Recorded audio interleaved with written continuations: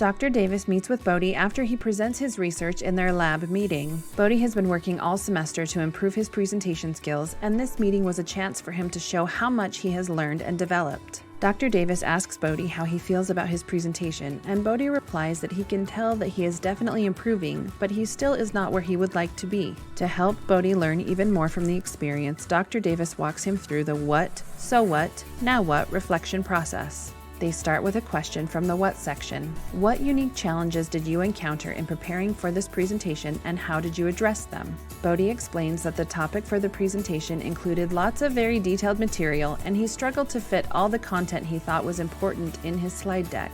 When he saw how long the slide deck was, he knew he needed to cut pieces out. Bodhi describes how he made several passes through the slide deck, cutting and summarizing information, realizing it was still too long and starting again. It took perseverance, and he got frustrated several times, but he is happy with how the slide deck turned out because of his hard work. Dr. Davis asks Bodhi a question from the next section. So what? What might you have done differently to make your presentation more successful?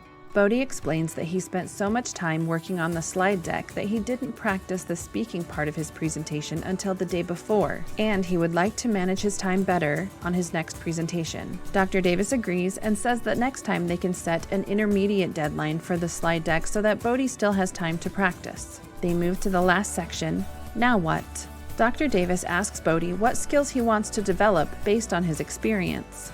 Bodhi states that he wants to continue practicing presentations so that he can avoid too much rambling and focus on the main points. There are so many details of the project that he didn't have time to share, and instead of trying to fit them all in, he needs to remember it's okay to just give a high-level summary with a few important points.